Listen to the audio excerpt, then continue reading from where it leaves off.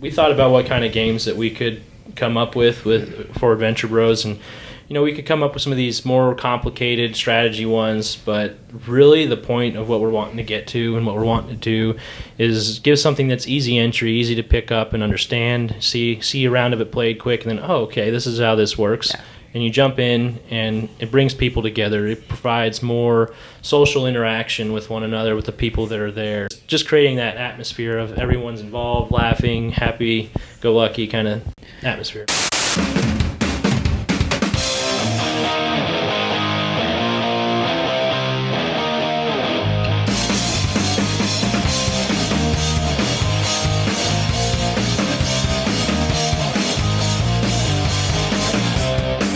Welcome to Friends in the Corner podcast, stories and topics from around Kentucky. I'm your host, Dan, coming to you from beautiful Lexington. Thank you for allowing us to be a part of your listening week, and we've got a special interview for you guys today as we talk with the boys of Adventure Bros Gaming. Adventure Bros Gaming is a company founded in Lexington by friends Bradley, Daykin, and Matt, all who have a passion for both adventures and gaming. And the idea with this company is that they wanted to continue to support and grow the board game community while also creating some of their own board games themselves. And today we talk about their first board game they're launching, High Noon Showdown, and the Kickstarter that they are going to be implementing on March 18th. We had a great conversation with the three guys about creating High Noon Showdown, what we can expect from the Kickstarter, and where they're going to be taking Adventure Bros Gaming from here. If you want to learn more about Adventure Bros Gaming after today's episode, you can go to www.adventurebrosgaming.com. You can find them on social media at Adventure Bros Gaming. You can find me on social media at FITC Podcast or at my website, www.friendsinthecorner.com, to listen to all archived episodes of Friends in the Corner podcast. And if you like today's episode and just want to show a little bit of love, please consider leaving us a review on Apple Podcast or Spotify. Those reviews help us so much as we continue to try to grow the show. And if you do leave us a review, I'll be sure to read it out here on the podcast as well. But I'm excited to talk to Bradley, Daykin, and Matt about Adventure Bros Gaming and High Noon Showdown. And I say without further ado, let's jump right into the interview. Ladies and gentlemen, the boys of Adventure Bros Gaming. It's kind of just ironic how the world works sometimes. So this whole adventure got started, no pun intended. Last summer, I was at a birthday party where I met Daykin. I know his fiance Melissa, and we were just talking about his board game that he's inventing and this company that he's getting started here. And he's like, we'll do a podcast one of these days. And then further down the road, we started talking about it. And then he was mentioning, like, I also work with these guys named Bradley and Matt on the adventure. I was like, wait, and I looked into it a little bit more. I was like, two guys I knew from college. It's been a few years, but it's been awesome, man, to kind of see, like, man, small world connections after all. Mm-hmm. That's how it goes sometimes. Yeah. You never know. Exactly. So, we're going to be talking here about Adventure Bros today. We're going to be talking about your new board game you guys got coming out, High Noon Showdown here. But before we get started with that, we're going to have the hardest hitting question first off the back here. Who y'all from? Who y'all from? Who y'all from? Like, who's your mama? So, who you are and where you're from. So we are collectively Adventure Bros Gaming, but I'm Matt. I'm here. We live in Lexington, but I'm originally from Harlan County, Kentucky. Mm-hmm. I graduated at UK with a degree in computer science, and I've worked here as an automation software engineer. Awesome. Very cool. Yeah, I'm Brad. I'm also from Harlan County. Matt and I have known each other for several years. Just about 25 or something like that. Yeah, give or take a little bit. I also went to UK, got my degree in computer science, and then started working with websites, but then transitioned into moving into the automation engineering as well. Awesome. Yeah, we actually work together too now. As their irony would have it. And Bradley is committed to his alma mater colors, man. His hair is got the blue hair going. Yeah, it's a little bit faded now, but Yeah, I'm going to break the trend. My name's Daykin. I grew up in Nebraska, went to school in Missouri, worked out in Arizona, do engineering in the mining industry, but on the side, we're all doing the board game design and awesome. Development and publishing with our own game that we've come up with. But moved here to Kentucky about 4 years ago now, and just met these guys through church, and we hit it off and became good friends through that. Very cool. So we've got 2 Harlan County boys and a Cornhusker. Yes, Yeah. sir. Yeah, Absolutely. Go Big Red. Oh man, hey, I appreciate you guys giving us Wandale Robinson back. So it worked out very well for us, man. He came back. So, but man, we're excited to have you guys on here to talk about the Adventure Bros, talk about your board game, and talk about everything you got going on with this new adventure you guys got going on here. So, we're here to talk about Adventure Bros here. Cause tell us, how did this whole thing start with the nucleus of Adventure Bros, and what made you guys decide, yeah, we want to get this thing going? Well, it all started in the pandemic. During the pandemic, start of it in 2020. Great time to start a new venture. Absolutely. Yeah, we're all kind of stuck inside, can't be out doing much with anybody else, so we kind of developed our own little group of people that we could at least hang out and see other people and socialize a little bit with everything being shut down and social distancing and that. And it came from, we enjoyed playing board games, keeping it going, and then Adventure Bros comes from, we did a lot of kayaking, some hiking and camping during that time too, and just like getting out and exploring, finding new adventures, things to go do, and experiences. And part of that experience is that what we were doing together was board games. And so we came up with the idea. I mentioned to Matt one day when we were hanging out, just what do you think about making our own board game? He was literally like, "Hey, we should make a board game," and I was like, "Okay, that sounds like fun." Do you want to make a board game? Exactly. Yeah. We'll do it in my garage. It's actually his kitchen, but yeah. Oh, it's kitchen. Okay, there you go. Kitchen table. A lot of work done there. Yeah. Well, awesome, man. And is this the name Adventure Bros just come from you guys doing all the outdoors activities? Bros on an Literally. adventure. Yep. Yeah, we kind of went back and forth with what we wanted to call our company, and we're like, well, a lot of what we've been doing over this time has been getting out together and doing these things and these experiences in our group, in our community, that we kind of started to make sure we're not just getting shut in. And so we did that, and then we were trying to find a logo too, and we actually kind of incorporated that into our logo of our company. Matt, Yeah. if you want to talk to that. Yeah, so our logo, I don't know if you've seen it, but it's got the words ABG, the letters ABG at the bottom to represent Adventure Bros Gaming. But then above that, we have 3 mountains representing the 3 of us that kind of go out and do the adventures together that we like to do and have fun. Because, I mean, while we enjoy the board games and stuff, we also want to get out and kind of see the world and just have fun. Yeah, absolutely. So very cool. So you mentioned you guys kind of bounced around a few names. What was on the short list of names you guys had? At this point, honestly, don't even remember. Nothing that was as exciting or nothing as cool stuck. or relevant. Daykin, Bradley, and Matt Gaming. There's some of that. with the names. DBM. Yeah, it didn't have quite the same ring to it, Yeah. So, what was it that got you guys kind of interested in board games to begin with? Because you all met at a board game night, it sounds like. But I know, like, Bradley and Matt, we were involved in a church group in college that had a good community of board game enthusiasts in it. So is that what kind of got you guys interested, or is it maybe more other avenues? I've just always liked games. It's that aspect of being able to be social, but not have to focus on only the socializing, because I'm more of an introvert. So having that extra piece that, hey, I'm socializing with you, but we're also enjoying this game together, and we can socialize over this and other things around that. It just kind of built up and started. Yeah, but for me, I'm more extroverted, so for me, it's more about the social aspect. But where I'm more extroverted, I'm also very competitive, so I also want to win while I'm there. So it's like the social, but also winning part. Yeah. Cool. Sometimes we have to step back from the competitive ones and do a co-op to try and work together and bring it back. Just a little bit. Play like Take off the competitive pandemic edge. or something. Yeah. Yeah. But no, I'm kind of on the same page. Just it's a way to bring people together, to really get to sit down together rather than just sit and watch a movie. That's fun too, but to sit down and interact with one another on this game that you have in front of us. And I really also like some of the more strategic part of it, where you're looking at how something's put together and designed, and figuring out how all the mechanics play together and work, and manipulating those to win the game, or at least make a push to win the game, and seeing some of kind of the cool final puzzles per se, I guess. Okay, yeah. Well, I gotta ask, since we're talking about the competitive nature of it, whether it's between you 3 or just in general, has there ever been almost a friendship end over a board game fight?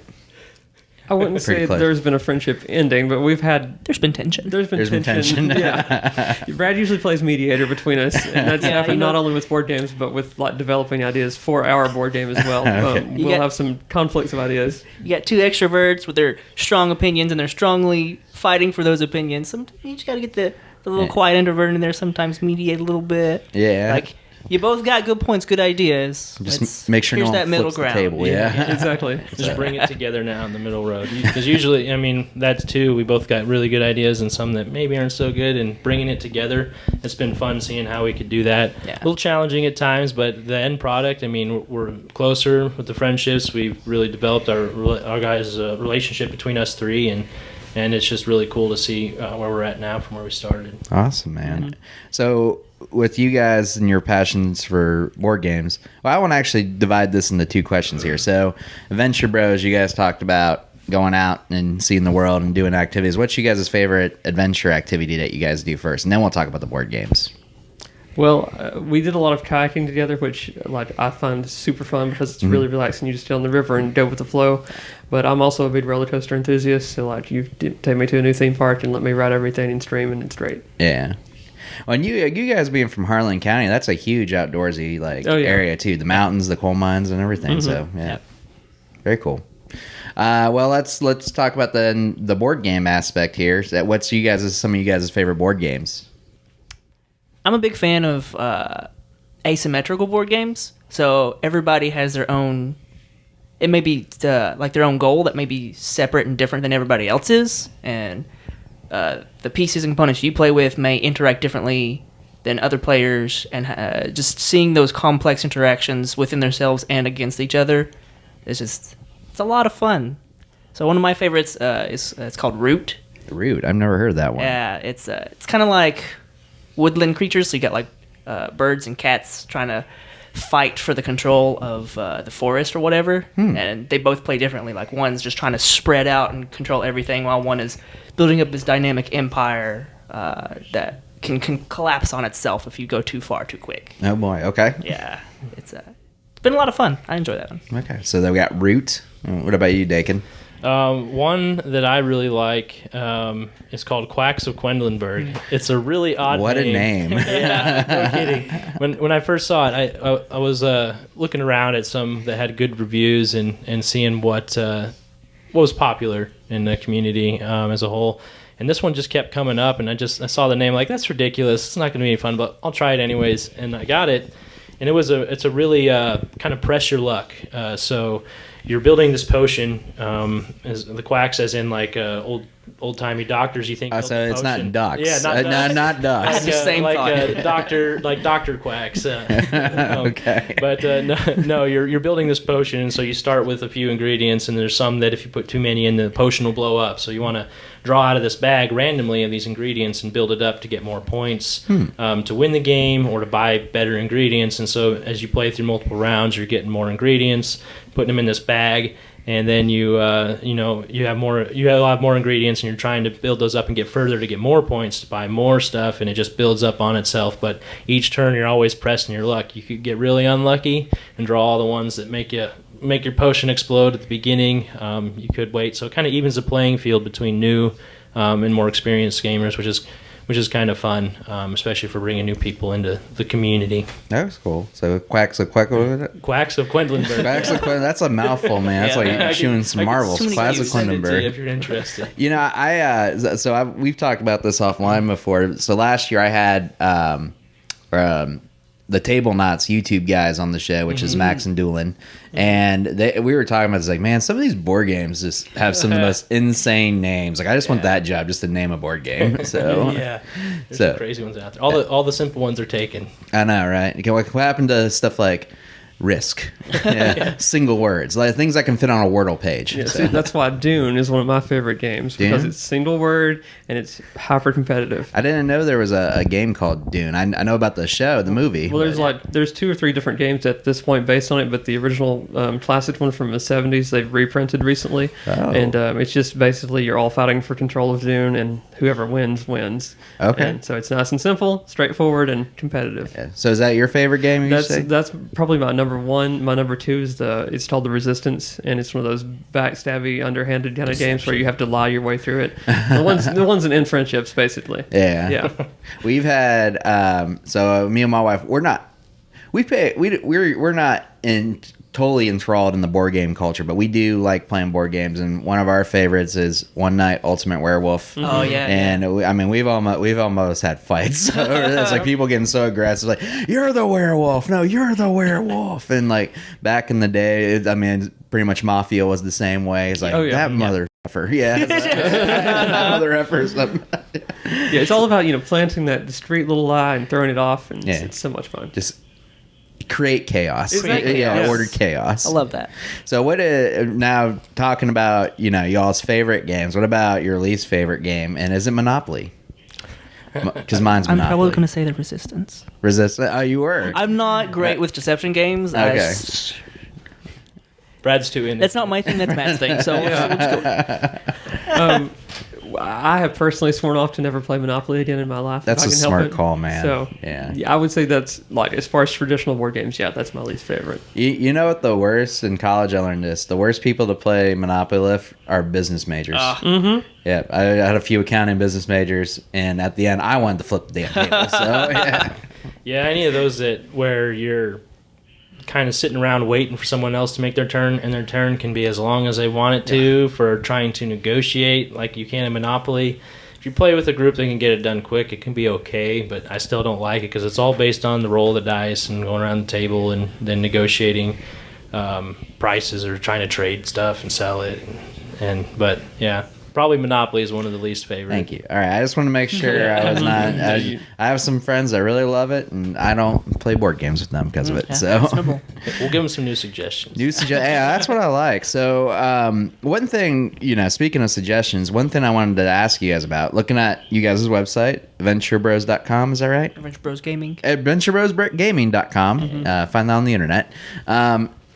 You guys talked about how building community is such an important aspect of Adventure Bros. And you guys are talking about creating gaming nights and giving tips on how to have successful gaming nights. So I kind of want to know, is like, what's that development? My wife's dropping stuff in the kitchen. So what does that look like as far as you guys developing that as like either gaming nights, and what tips would you guys give for groups to have successful game nights? Yeah, to start, it's really important to have that warm, inviting environment so everybody feels welcome, no matter what their skill level is or how many of the people there that they already know. Just make sure that they feel welcome, like they can just come in and be comfy. Yeah, enjoy the game and enjoy the socializing. Yeah, and from that you kind of want to know your audience, like who's coming. If you've got your more hardcore gamer nerds that are coming that want to play like the really intense games, or if you have more newer to board games or like have only played Monopoly style board games, then you want to have like easier, fun party games to get everybody involved. And so it's important to know your audience, whether you're going to be playing like a really hard, involved 6-hour game, or if you're going to be playing a couple of easy fun party games just to get everybody like flowing with it. A little something, yeah. And yeah, Matt said that right. Some games do go 6 hours. We don't get to those very often just because of the time commitment. But another big important thing too is make sure that somebody or whoever's leading the game night understands the rules of the game and can explain it to everybody first. It's because it's if everybody's trying to learn that game, it's going to be rough. It's going to take a little while to get it set up, and also if nobody has, then you're sitting there for the first half hour or something reading rules and trying to understand what's going on. Yeah, and when people start reading rules like that, I'm one of those people that just glosses over and like I'll come back in and be like, that was a thing? Wait, when? Go back to it. Yeah. But that's something we're trying to do with, we thought about what kind of games that we could come up with for Adventure Bros. And, we could come up with some of these more complicated strategy ones, but really the point of what we're wanting to get to and what we're wanting to do is give something that's easy entry, easy to pick up and understand, see a round of it played quick, and then, okay, this is how this works. Yeah. And you jump in, and it brings people together. It provides more social interaction with one another, with the people that are there. They're able to, some of the game nights we've had with High Noon Showdown, just testing it, and just people start laughing and just trying to make plays or convince someone not to attack them. And we can get a little bit more on what the game looks like here in a little bit. Mm-hmm. But it just creating that atmosphere of everyone's involved, laughing, happy, go lucky kind of atmosphere. Gotta make sure they enjoy it before you stab them in the back. Yeah, absolutely. Exactly. Yeah. Yeah. Matt also likes to bake cookies sometimes. Bake cookies while you Yeah. good game. Yeah. It helps bring the calm level back in. Yeah. Everybody like nice and sugared up before you stab them in the back. I love it. It's like they're there. I just screwed you, but here, have a cookie. Exactly. I do agree with knowing your audience is so important. I know, like, I'm a big Cards Against Humanity fan. I feel like that's just an easy Oh, yeah. game. It also brings up the worst in you. If you're not I've played with people who are not like willing to be that vulnerable or that offensive, and so they're just reading. There's like, oh, I don't want to play that, or oh, I don't want to play. It's like, oh man. That could have been so fun if you did. This is the only time you can actually be terrible, and it's okay. So, with those, it's always good to give an option to with that kind of stuff. It's always good to give an option to the players and say, okay, you get a few free discards and just draw a new card, so you can still have fun with it, and not sit there having to hold on to something you don't want to use. You don't have to hold on to German dungeon porn and just be like, I don't know, they're gonna play this. I'll take the card, thank you. Thank you for checking out Friends in the Corner podcast, stories and topics from around Kentucky. If you like today's episode, please consider giving us a review on either Apple Podcasts or Spotify. And to hear more episodes, go to www.friendsinthecorner.com. But we're excited here to have you guys and talk about we're going to talk about High Noon Showdown. I'm talking about Adventure Bros. But you guys have a game that you're working on here called High Noon Showdown. So tell me a little bit about the game. What got you guys kind of interested in getting this part going, and how things have been going with developing the game. So in around like the 1st of July in 2020, that's when we had decided to make a board game. And Daykin and I sat down on like a random Thursday and kind of just pitched ideas back and forth to each other based on games that we knew and had played before. And so I looked at him and I was like, how about spoons? And he was like, no. And I was like, but maybe yes. And then we started like going through a potential idea, and we worked from that kind of like base concept out into what was the prototype for our game, and we did that over the course of like the next 3 days. And then that following Monday, we brought Brad in for our first like actual play test with our like super base game. It was definitely a mess at that point, but you know, it needed a little bit of work, but it was good basis. Yeah, it was fun kind of talking about what games we wanted, because when you're looking at a game, you're very rarely going to come up with something that's groundbreaking with a new mechanic or a new feature or function of the game. And so we were kind of like, what do we want to start with, and what kind of what do we want to use for some inspiration with what we're trying to do here? And that's kind of where Matt enjoyed working through or playing spoons when he was a kid and that kind of thing. And we thought, well, we can try this, and we kind of came up with battle spoons is what we first called Battle spoons. and developed from there. And we pulled in different inspiration from different games that were kind of similar with that. It's a fast action, kind of everybody's drawing at once and playing at the same time, racing to try and make the best hand they can with Throw Burrito and Bang or some other kind of similar games. So it's a very quick game. Like every round's very quick. Yes. Oh, yeah. Okay. That's cool. I like those type of games. I don't want to sit for 3 hours doing Monopoly stuff, but I definitely like the quick draw type of process. I'm all for. So it's a quick draw. You like everybody draws up and builds a hand at the same time, so everybody's playing once. You're not waiting for anybody else. And then that round lasts until someone has the cards they need to attack another player for life point damage. And once you do that, you enter the attack phase. Then it's just it's a very ordered but also chaotic attack phase where you would have 6 life points at the beginning of the round, and then before the round's over you've died because 3 people decided you no longer needed to play. Attack phase, life points, man. This is like my Yu-Gi-Oh days. You gotta trust in the heart of the cards right there. Yeah, man. Yeah. Screaming at the heart of the cards, please give me that one card I need. So kind of diving into some of the rules. So the materials that the cards are getting. So there's cards that will allow you to attack, and then there's is there things for like defense and all that stuff? Yeah, so the standard deck is basically 1 through 12, like a standard numbered deck of playing cards. But then it depends on what you have in your hand. Like if you had a 4-card straight, for example, that would be worth like 2 points of attack damage to another player, and you could use that to declare an attack. You declare an attack by saying "Yeehaw." Yes, let's in your go. best Western voice. Yeah, we want to be really thematic with the Western theme. And so at the beginning of the draw phase, everybody gets a unique character card before the game starts. And each character has a unique ability that it kind of gives them a different leg up for each character in the game. Like the Outlaw gets an extra He cheats card the in his rules. hand. He cheats Holds the an rules. extra card. A few different ones. We can get into that a little bit more, but then you start by saying your best Western impression. Draw. Draw the cards, and everyone starts drawing. You got to be drenched in the theme here. Oh, so. yeah, absolutely. Yeah. It makes it more fun. We kind of wanted going for an experience through gaming. Yeah, so as you're drawing, you're building up your hand, and you either do lot a 4-card straight or lot 4 of a kind. The same, with more traditional card games. And when you have those, you can play attacks to go after your opponent's life points. Everybody starts out with a nice solid 6 life tokens, and once you declare that attack with Yeehaw, then everybody starts attacking. But if you have a pair, you can block one of those points of damage, and so coupled with the character's abilities, you get some nice offensive and defensive moves to try to stay alive. Okay, so and then once you've lost all 6 life points, You're just You're out. out. Of the you're game. dead, and you're just playing till last person standing. Exactly. Awesome. Well, very cool. This sounds like a fun game.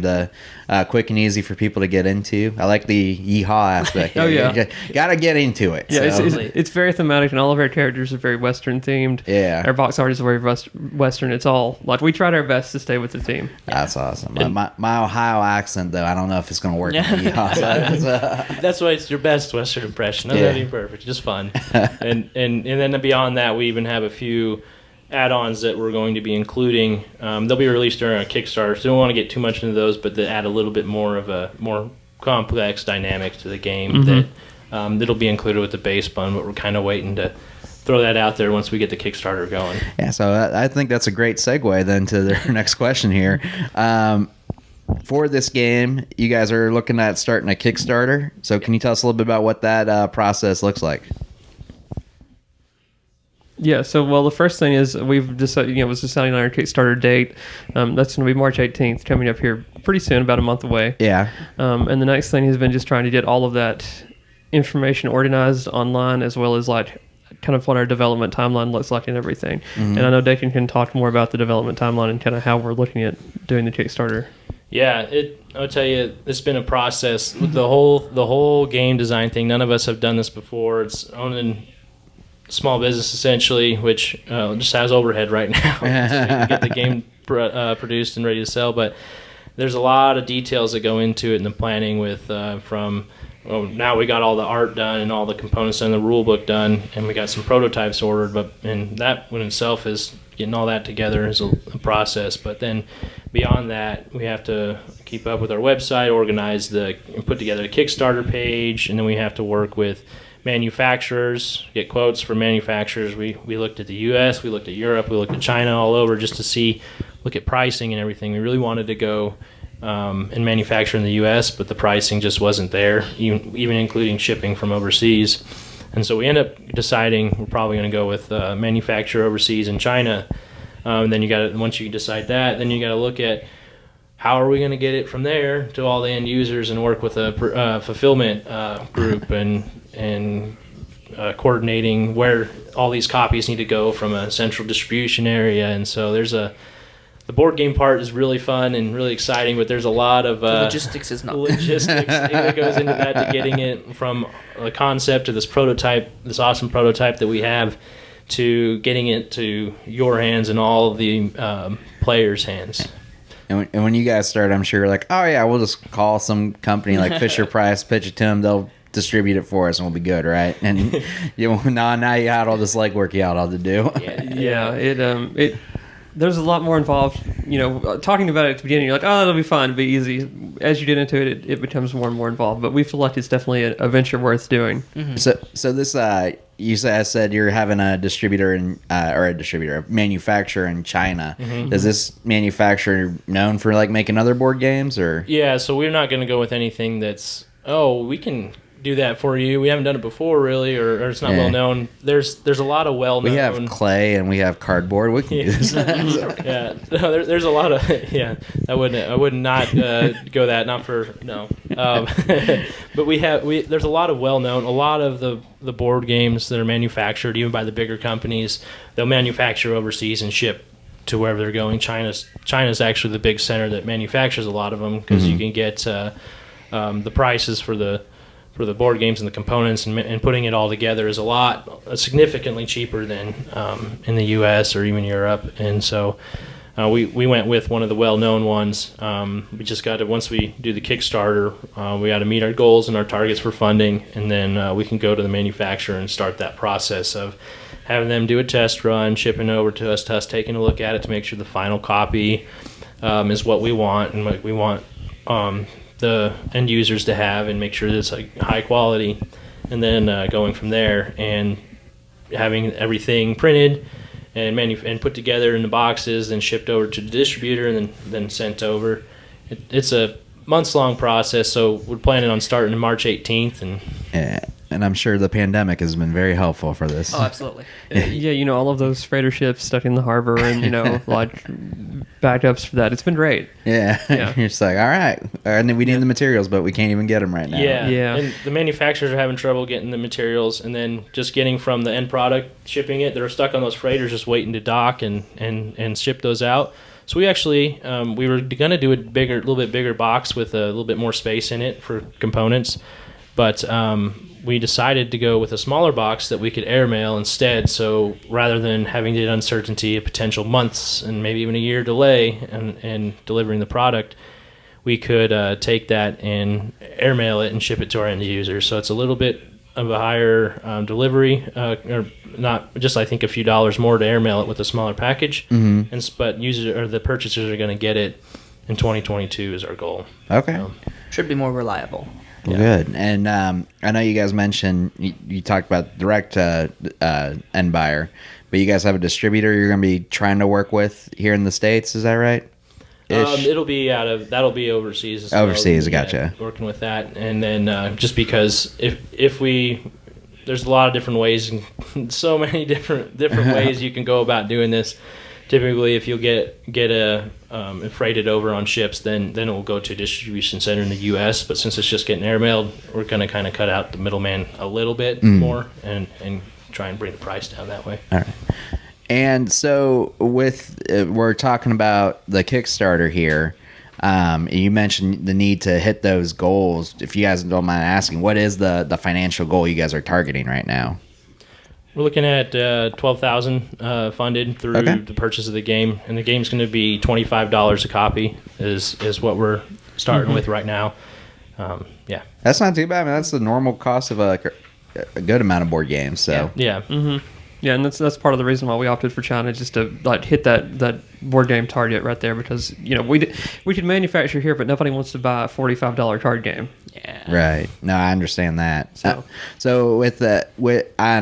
I'm trying to, I did not really spend a lot of time with Kickstarter, so I don't know exactly how it works. I know Patreon and a few other, crowdfunding sources like those. So with the Kickstarter, if someone donates or pledges to you guys, is there what incentive do they get back besides a board game? So yeah, you basically, the end user would pledge so much. You pledge for like, I want one copy of the game, so here's $25. We thought several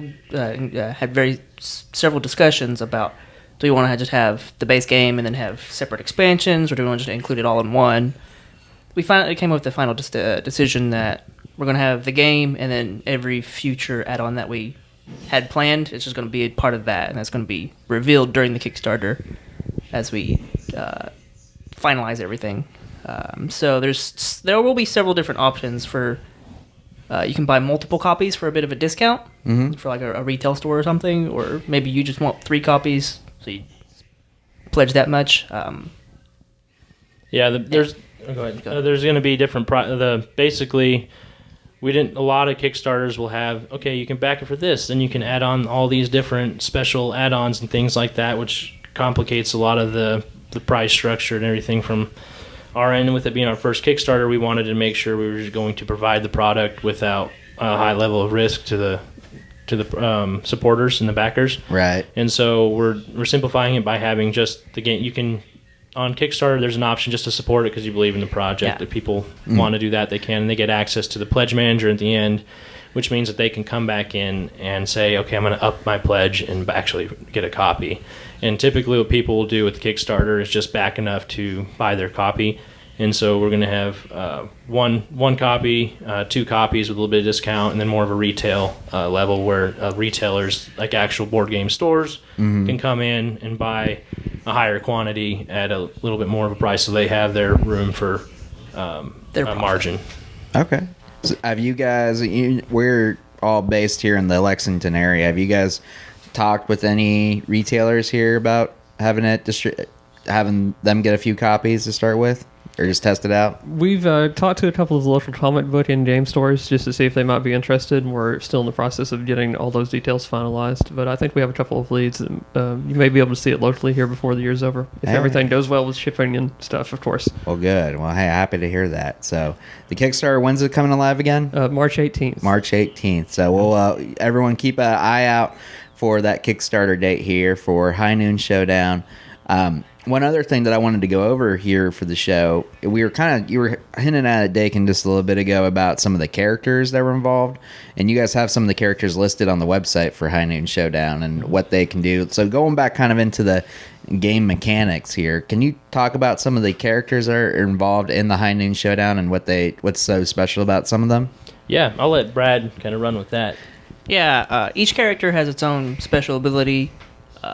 So like the Outlaw we were talking about earlier, the normal rule is you hold 4 cards in your hand. The Outlaw is like, I don't care about rules, so he gets to hold 5. Screw the rules, yeah. Screw the rules and whatever.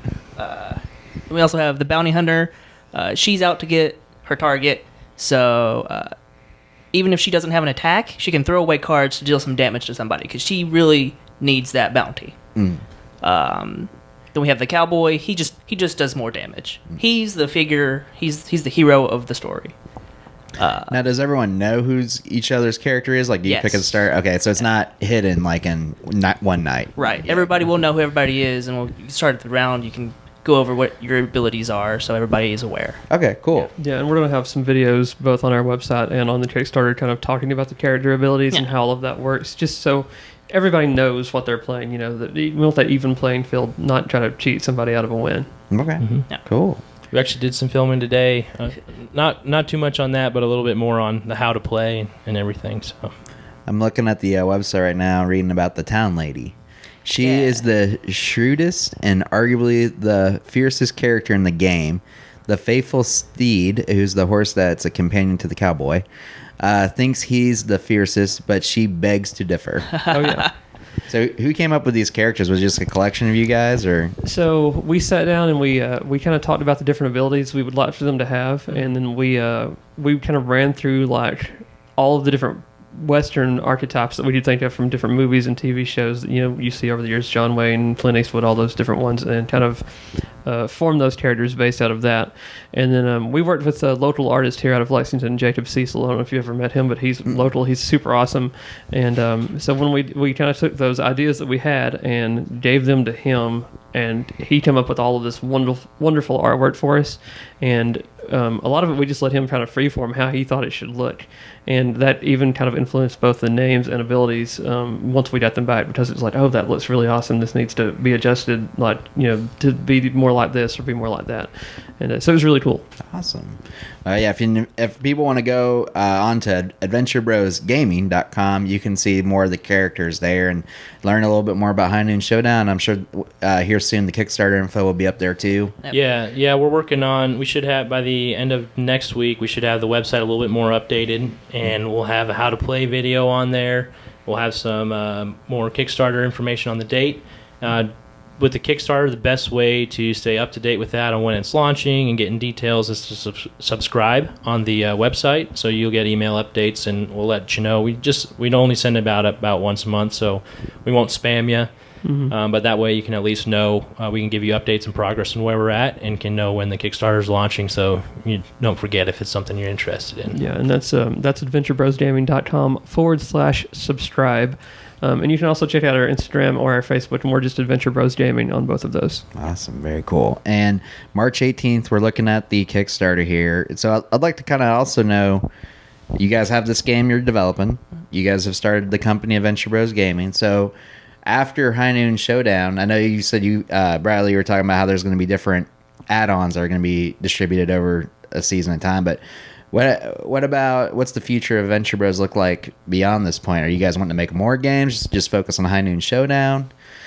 Go skydiving for adventures, or Of course, yeah, I would say a combination of all of that. especially the skydiving. Oh, I'm all for that. Yeah. Oh, okay. But I would say, depending on how High Noon Showdown does, we'll sit down and decide if we want to proceed, with making new games, or if we want to further tweak this one and maybe do some enhancements or change of themes coming out. We've talked about maybe doing a set in the medieval times, like a knight conquest kind of showdown retheming, or possibly, or we may just come up with a brand new idea. But I definitely expect both more potential game ideas and for sure adventures coming out in the future. Awesome, very cool. Yeah, we definitely have a few concepts that we've been messing around with. There's a few that we played tested and a few ideas that we've worked on. We got really lucky with some of our first ideas, like with High Noon Showdown being a pretty good one, a pretty solid idea, a really solid idea. And we've been testing a few other ideas. We have a few good ones in there, but we're looking for something that's a little bit, there's just, the market with board games is so saturated. There's so many out there that we want something that's really good, great. And so we're looking for and kind of refining our ideas and taking more of our experiences as we play other games, and as we look at how this one does and get feedback on that, of what we could incorporate in it. Maybe do like a showdown series and build off the theme of the quick, fast play, everyone together, or even something like Matt said, brand new or different idea. Awesome, very cool. So maybe you guys can put what was the original name for High Noon Showdown? Rage Spoons, was you say? Battle Spoons. Battle Spoons. There you go. You can do Battle Spoons next round. So as we start winding down here, there is one question I usually ask at the end of the interviews, not necessarily related to the game or Adventure Bros here, but one thing I just like to ask my guests, with everything going on in the world, it's very easy to get down and depressed with everything that's happening. And my belief is the best way to combat that is to work on having an attitude of gratitude. Mm-hmm. And so, one of the questions I like to just ask at the end of my episode is, what are 3 things in your life, related to Adventure Bros or not, that you guys are grateful for? I would say one of my top ones is being friends with Daykin and Brad. That's been a big thing, especially during the early stages of the pandemic. Those first 2 to 3 weeks in Kentucky, we all took it extra seriously, and we stayed home, and nobody socialized at all. And so as an extrovert, I was just dying on the inside, and I was really grateful because Daykin and Brad both took the time to text me and say, hey, how are you doing? We know that you're struggling with this as an extrovert. And about 3 weeks in, Daykin was like, okay, do you want to have a fire pit? That way we can safely distance and, have some fun. And I was like, I will be there with some more stuff. Give me 5 minutes. So I would say that friendship has been one of the things I'm most grateful for. Good. All right, one of the things, stare down with Brad there to see it was going to suck first. Yeah. It's I don't know what I'm grateful for. Some of the things I'm just really grateful for, just same thing as Matt, the friendship that we've been able to develop, but also over this last year, as you said, I'm engaged and been just building a relationship with my fiance now, Melissa, and been working towards getting married and planning all that out. That's just super thankful to have her in my life. She's been such a blessing, and I don't know, just kind of speechless at how amazing it is to have her in my life, and blessed to have her. But and just the opportunity this last year, or last few years too, even at the start of the pandemic, have done a lot of growth with my involvement with church and Bible studies and discipleship in that aspect, and that's just something that's really helped me to grow, and I'm thankful that I've had that time, even with the pandemic. Even some of the pandemic has even caused me to step back and spend more time in that and developing and growing my relationship with God. And that's one thing with this board game company that we wanted to do too, and just seeing it kind of come to fruition and be so blessed in that regard, that we wanted to use that it also as kind of a platform to show how blessed we are, and to give credit to kind of where it's due, and to all the blessings that we received, and be able to help use that to maybe bring some joy and community to other people. Awesome. That. And so just seeing that come to fruition has just been I'm really grateful for that. Very cool, very cool. Come on, Brad, you got something. Yeah. I I just always have trouble talking about myself specifically. I'm grateful for a lot. I've got lots of things. I've got a nice, comfortable job that keeps food on the table, my power on. I've got a house that keeps me warm. I've got a car that's reliable that I can get from place to place. I've got great friends around me that I know I can count on at any time. It's just, yeah. Awesome. Hey, no, that's great. I mean, that is phenomenal. And thank you guys so much for coming on here. The Adventure Bros, Daykin, Bradley, and Matt.